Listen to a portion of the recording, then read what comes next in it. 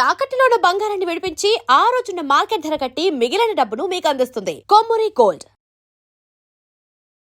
నమస్కారం లతాపట్ల గారు. నమస్తే అండి. సంకష్టహర చతుర్థి, ప్రతి సంకష్టహర చతుర్థికి ప్రత్యేకమైన విశిష్టత అయితే ఉంటుంది. ఈ సంకష్టహర చతుర్థిని ఏమని పిలుస్తారు? ఆ రోజు ఏం చేయాలంటారు? ఒకప్పుడు మహిజితుడు అనే రాజు ఉండేవాడు. అతడు చాలా ఆయనకి అన్నీ ఉండేవి, కానీ పిల్లలు లేని లోటు మాత్రం ఉండేది. చాలా బాధపడుతూ ఉండేవాడు పిల్లల కోసము. ఓకే. అప్పుడు ఒక ఋషి, లోమేశుడు అనే ఋషి ఆయనకి, నువ్వు ఈ సంకటహర చతుర్థి చెయ్యి అని చెప్పారు. అయితే ఆయన వాళ్ళ శ్రీమతి సమేతంగా రాణితో కలిసి కూర్చొని ఆ రోజు సాయంత్రం వరకు, చంద్రుడు వచ్చే వరకు ఉపవాసం ఉండి ఈ సంకటహర చతుర్థి వ్రతాన్ని ఆచరించి, సాయంత్రము అంటే ప్రదోషకాలంలో చంద్రుడు వచ్చిన తర్వాత చక్కగా అభిషేకాదులు చేసి విఘ్నేశ్వరుడికి, మనకి జీవితంలో ఉండే అడ్డంకులు తొలగిపోవాలి, అబ్స్టకల్స్ తొలగిపోవాలి, మనకి తెలియని కష్టాలు ఎన్నో వస్తూ ఉంటాయి, కష్ట నష్టాలు కూడా జరుగుతూ ఉంటాయి. అవి ఎందువల్ల జరుగుతున్నాయి ఎవరికీ తెలియదు. ఎందుకు? అక్కడ పని అయినట్టే ఉంటుంది, డబ్బులు రావు. పని అయిపోతుంది అనుకుంటాం, డబ్బు రాదు. అలాగే వ్యాపారం జరుగుతున్నట్టు ఉంటుంది, డబ్బు నిలవదు. అలాగే సంబంధాలు వస్తున్నట్టుంటాయి, సంబంధాలు కుదరవు. ఇదిగో నేను కన్సీవ్ అవ్వబోతున్నాను అనుకుంటారు, కన్సీవ్ అవ్వరు పిల్లలు. చాలామందికి పిల్లలు పుట్టరు. అలా జీవితంలో ఎదురయ్యే ఎటువంటి విఘ్నాలైనా సంకటాలైనా తొలగించేది విఘ్నేశ్వరుడే. విఘ్నేశ్వరుని పట్టుకుంటే సక్సెస్, ఈ మనకు ఉండే ఈ బాధలు, అడ్డంకులు, సంకటాలు అన్నీ తొలగిపోతాయి అన్నమాట. అయితే విఘ్నేశ్వరుడికి ఆరాధన చేసే విధానం ఉంటుంది. ఆయనకి అభిషేకం చేసి ఆ రోజు స్వామికి కొన్ని మన పాత పద్ధతులు, వాటిని మనం ఆచరించాలి. ఒక 21 దుర్వ, అంటే మనము గరిక, దుర్వ అంటే తెలుసు కదండి, గరిక. ఆ గరికని 21 గరికని ముడివేసి దాన్ని దుర్వ త్రివేణి విధి అంటారు. దానికి 3 నాట్స్ వేసి గరికకి, దాన్ని పచ్చి పాలల్లో ముంచి అక్కడ సమర్పిస్తాం విఘ్నేశ్వరుడి దగ్గర ఆ రోజు సాయంత్రము.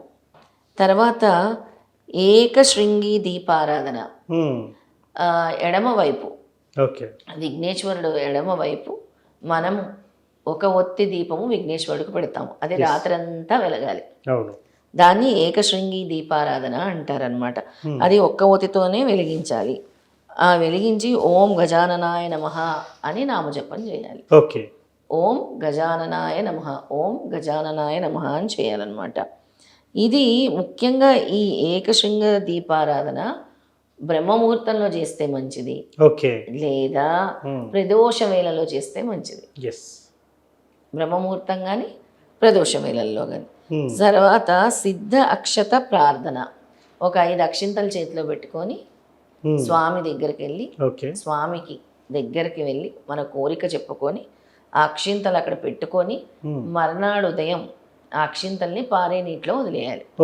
అక్షింతల్ని పారే నీటిలో వదిలేయాలి. దాన్ని సిద్ధ అక్షత ప్రార్థన అంటారు.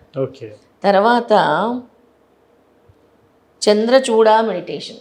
ఆ రోజు సాయంత్రం వరకు మనం ఉండి, మనకి చంద్రుడు వచ్చిన తర్వాత అంటాం కదా, విఘ్నేశ్వరుడి దగ్గరే ఇలా క్రౌన్ లాగా ఉంది. చంద్రచూడ మెడిటేషన్ అంటే ఆయన ఇక్కడ చంద్రుడిని పెట్టుకొని కూర్చున్నట్టు ఆ రూపాన్ని మనం ధ్యానించుకోవాలి.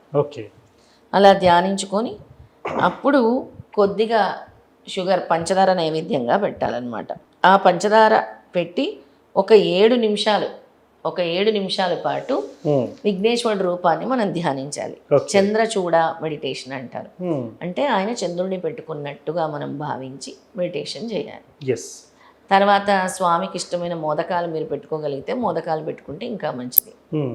ఓం వక్రతుండాయ హోం, ఓం వక్రతుండాయ హోం అని సమర్పించాలన్నమాట. ఇలా చేయటం వల్ల మహిజితుడు ఇవన్నీ పూర్వ చేసేవారు. ఆయన చేయటం వల్ల ఈ వ్రతాన్ని, ఈ సంకటహర చతుర్థి, ఈ ఉపవాస వ్రతాన్ని ఆచరించటం వల్ల ఆయనకి చక్కటి సంతానం కలిగింది. ఆ ఋషి చెప్పినట్టు ఆయన ఆచరించారు. అలాగే విఘ్నేశ్వరుడు ప్రార్థన కూడా ఆయన నమ్మకంతో, భక్తి శ్రద్ధలతో చేశారు.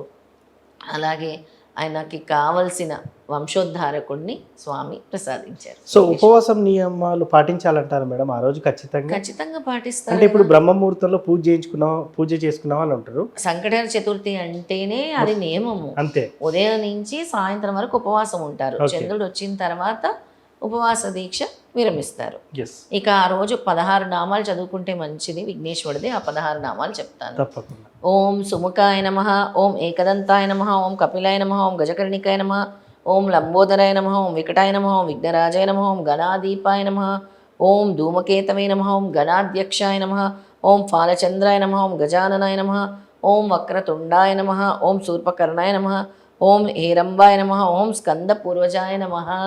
ఇవి ఈ 16 నామాలు మాత్రం చాలా ఇంపార్టెంట్. ఓకే. ఇవి అందరికీ తెలిసి ఉండొచ్చు, తెలియకపోయి కూడా ఉండొచ్చు, కాబట్టి ఈ నామాల్ని కూడా తెలియజేస్తున్నాం. ఎస్. ఏమీ లేదంటే నేను ఇవన్నీ చేయలేను, మోదకాలు చేయలేనంటే బెల్లం ముక్క పెట్టినా కూడా వినాయకుడికి ఇష్టం. ఎస్, అవును. సో మొత్తానికి ఈ సంకష్టహార చతుర్థి రోజు ఏం చేయాలి అనేది చాలా చక్కగా వివరించారు మేడం. ధన్యవాదాలు. జయ గురుదత్త.